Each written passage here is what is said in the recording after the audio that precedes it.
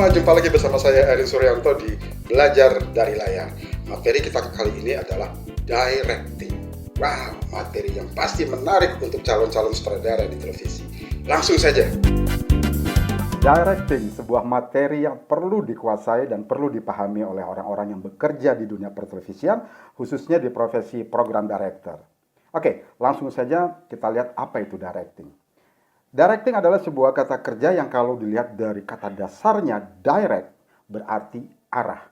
Ya, seperti gambar yang tertera di layar ini, ada beberapa contoh papan arahan, ada yang papan penunjuk arah jalan, kemudian ada papan yang menunjukkan di mana tempat keluar, kemudian ada papan yang menunjukkan di mana kita harus order dan membayar. Nah, semua fungsi-fungsi papan ini adalah mengarahkan ke satu tujuan.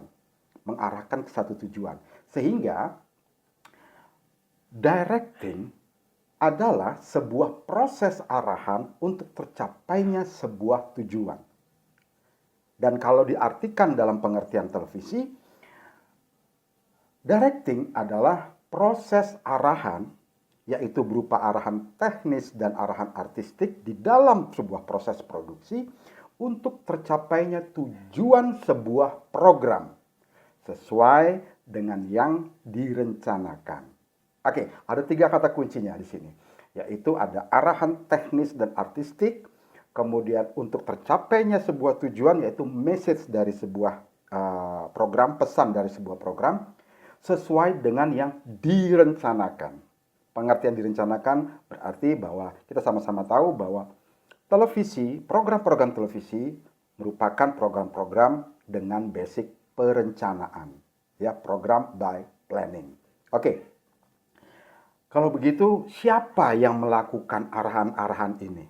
Pelaku directing itu adalah seorang director. Atau kita sering menyebutnya di dunia pertelevisian Indonesia dengan sebutan pengarah acara. Atau terkadang kita lebih sering menggunakan kata-kata sutradara. Dan tiga-tiga ini sama, ya, baik director, pengarah acara, sutradara. Ini adalah profesi yang sama, gitu ya, profesi yang sama. Medianya yang akan membedakan nanti. Oke. Dan pengertian dari director, pengarah acara, sutradara itu relatif sama, ya. Di dunia televisi, direktur, pengarah acara, sutradara itu adalah seorang pemimpin yang mengarahkan jalannya sebuah proses produksi dalam hal menafsirkan. Sekali lagi menafsirkan dalam bentuk tekstual yaitu konsep dan naskah ke dalam bentuk audiovisual.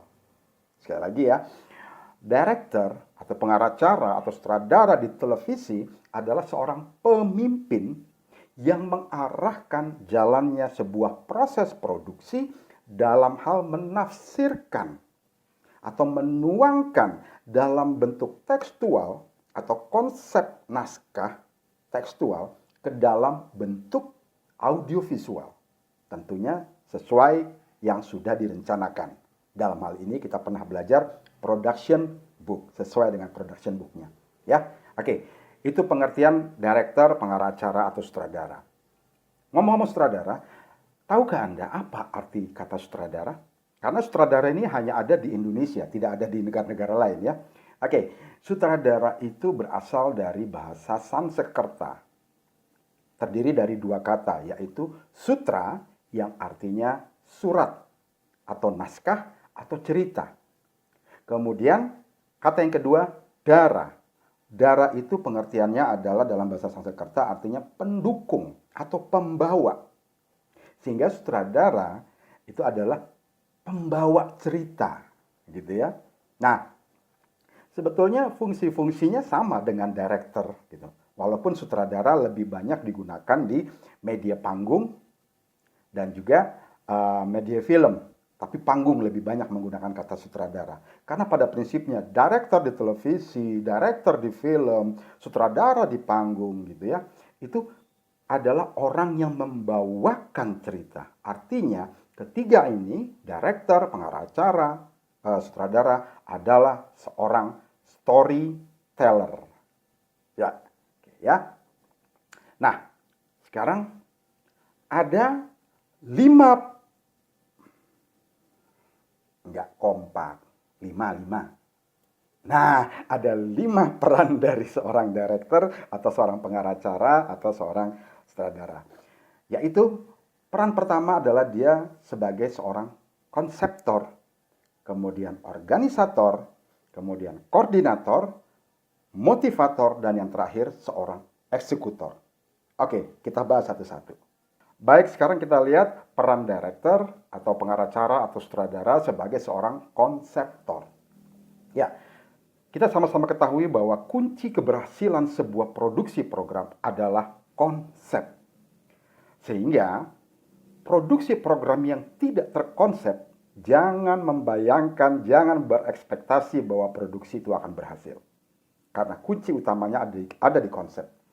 Dan sebagai seorang sutradara atau seorang director atau seorang pengacara harus memiliki konsep, baik konsep teknis maupun artistik yang jelas, yang dituangkan di dalam production book-nya, karena itu akan menjadi sebagai panduan kerja dari seluruh elemen profesi yang ada di dalam proses produksi program televisi. Itulah director berperan sebagai seorang konseptor, harus punya konsep yang jelas, ya.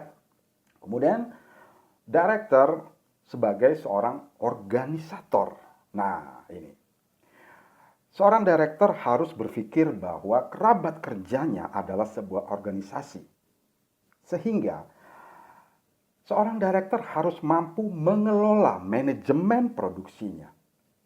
Membuat perencanaan, planning, kemudian mengorganisir semua profesi yang ada, kemudian melakukan aktivasi-aktivasi terhadap kru yang terlibat, dan sekaligus mengkontrol jalannya proses produksi.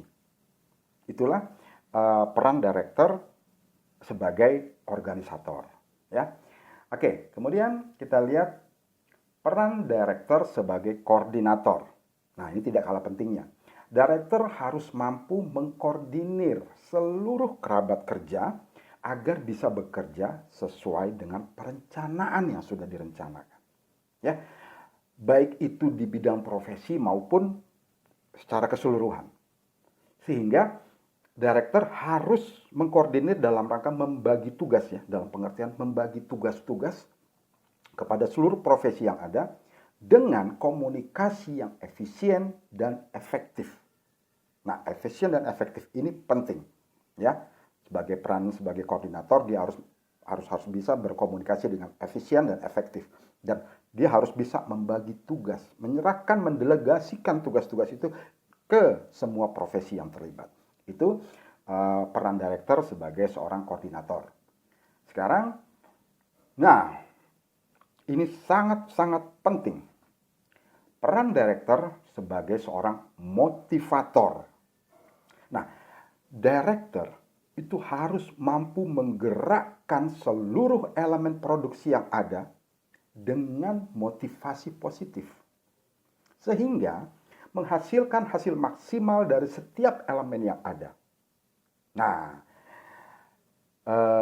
dengan cara memotivasi positif itu tentunya banyak strategi-strateginya secara psikologi.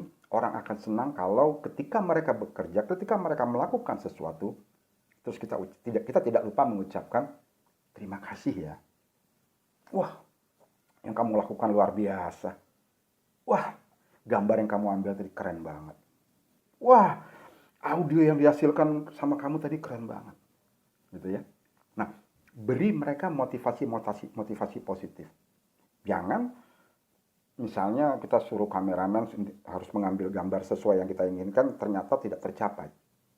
Gimana sih lu? Terus apalagi pakai keluar kata-kata yang kasar gitu. Aduh, gimana sih lu bisa kerja nggak sih? Gitu. Aduh, itu tidak menjalankan peran director sebagai seorang motivator. Misalnya kita meminta sesuatu pada kru kita untuk mengambil gambar atau suara atau apapun atau pencahayaan, ya. Misalnya hasilnya belum sesuai dengan ekspektasi kita harus gunakan motivasi positif.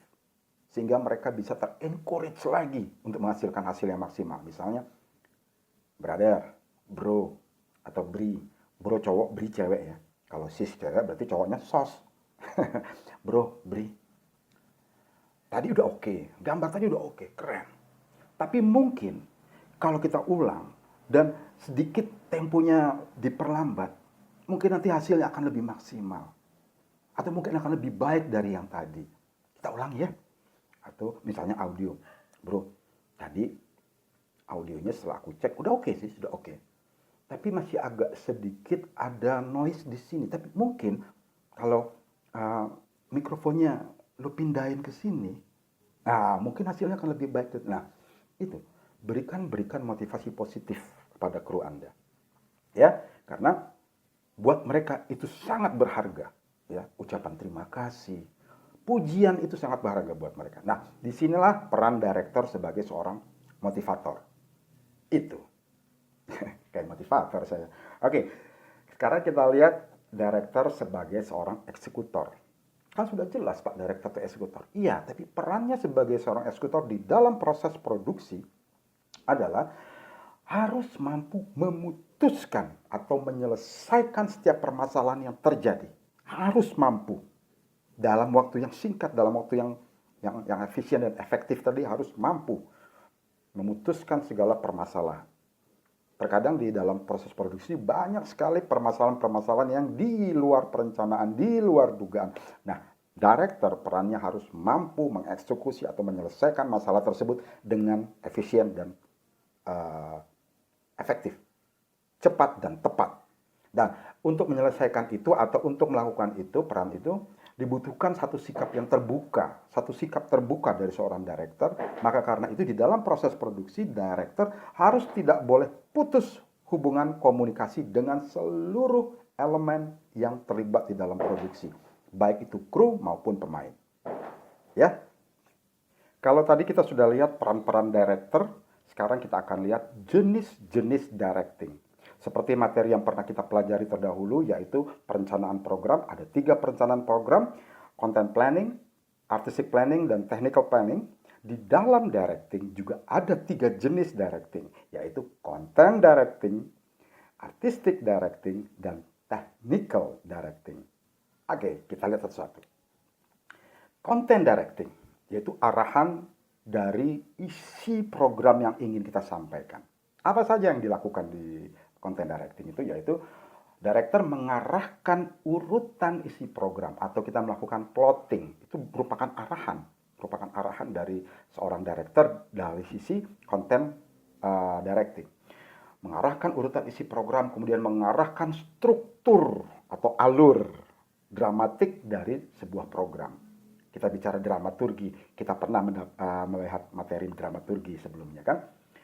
Bagaimana kita membuat opening, bagaimana kita membuat konflik, bagaimana kita membuat completion, bagaimana kita membuat disposal, sampai ke yang namanya penyelesaian dan kesimpulan. Nah, hal-hal seperti inilah yang dilakukan seorang director mengarahkan dari sisi content directing. Kemudian artistic directing. Nah, ini jauh lebih aplikatif lagi ya. Seorang director akan mengarahkan dari sisi emosional, terutama pemain ya. Bagaimana mengarahkan karakter talent yang dibutuhkan, termasuk mengarahkan emosional dari para krunya. Ya, itu juga bagian di luar non teknis yang juga harus dilakukan oleh seorang director. Kemudian bagaimana mengarahkan posisi dan pergerakan talent atau blocking, ya, atau kita sebut juga blocking line. Gitu. Itu juga harus diarahkan oleh seorang director dari sisi artistik. Kemudian bagaimana director mengarahkan screen performance-nya. Apa saja screen performance itu? Bisa wardrobe-nya, bagaimana kostumnya, itu harus diarahkan oleh seorang director. Minimal konsepnya ada di director. Kemudian bagaimana penataan riasnya, itu harus diarahkan oleh seorang director. Kemudian bagaimana penggunaan propertinya, apa saja properti yang digunakan dan bagaimana menggunakannya, itu harus diarahkan oleh seorang director. Kemudian director juga harus mengarahkan dari sisi sinematografinya. Ya. Nah, bicara sinematografi itu bagaimana director mengarahkan warna dari gambar yang dibuat, kemudian bagaimana komposisi gambar yang akan dibuat, kemudian bagaimana director itu bisa mengarahkan sebuah bahasa gambar di dalam program yang ia buat. Nah, itu adalah bagian dari, dan masih banyak lagi dari sisi artistik, tapi itu sebagian contoh apa yang dilakukan seorang director dalam hal mengarahkan dari sisi artistik directing. Oke, kemudian technical directing. Nah, ini lebih tertuju atau lebih tertuju ke permasalahan-permasalahan teknis di lapangan ya. Contohnya, bagaimana seorang director harus mengarahkan tentang apa saja peralatan yang digunakan dari sisi equipment. Saya butuh kamera jenis apa, saya butuh lensa yang berapa, saya butuh audio jenis apa, mikrofonnya, saya butuh bla bla bla bla bla bla. Itu ya dari sisi equipment, pengadaan atau pemilihan peralatan. Kemudian director juga mengarahkan bagaimana pergerakan sebuah kamera akan digunakan atau kamera movement sesuai dengan tujuan dan motivasinya. Kemudian bagaimana juga mengarahkan lens movement-nya, itu juga harus diarahkan oleh seorang director dari sisi technical. Kemudian bagaimana penggunaan atau mengarahkan penataan cahayanya, apakah mau menggunakan natural light atau mungkin ada beberapa yang harus menggunakan lighting effect atau effect light, dan itu harus diarahkan seorang sutradara, walaupun nanti yang mengerjakan adalah ada pendelegasiannya, tapi arahannya harus jelas. Kemudian bagaimana dari sisi audio, bagaimana seorang director tuh mengarahkan penataan audionya, ya kan? Gimana dia ingin membuat sebuah dimensi ruang misalnya dari sisi audio, dimensi suara, bla bla bla bla bla, itu harus diarahkan, ya. Tentunya berdasarkan perencanaan konsep yang sudah dibuat, yaitu production book. Ya, oke, itulah kurang lebih jenis-jenis directing, dan ada satu catatan yang perlu kita ingat sebagai seorang director, pengarah acara, ataupun sutradara di dalam proses produksi program televisi, yaitu berikanlah arahan dengan cara yang baik. Dan ini, jangan lupa, selalu memanusiakan manusia. Karena pada prinsipnya kita tidak bekerja dengan peralatan teknis, kita tidak bekerja dengan kameranya, kita bekerja dengan kameramennya. Kita tidak bekerja dengan peralatan mikrofon audionya, tapi kita bekerja dengan audiomennya. Kita tidak bekerja dengan peralatan tekniknya, peralatan lightingnya, tapi kita bekerja dengan seorang lighting man-nya. So, ketika kita bekerja dengan wilayah manusia, selalu manusiakan manusia di dalam proses produksi program televisi yang Anda kerjakan. Oke, sampai di sini dulu perjumpaan kita. Sekian materi kita directing ini, mudah-mudahan bermanfaat. Terima kasih atas perhatiannya dan dadah.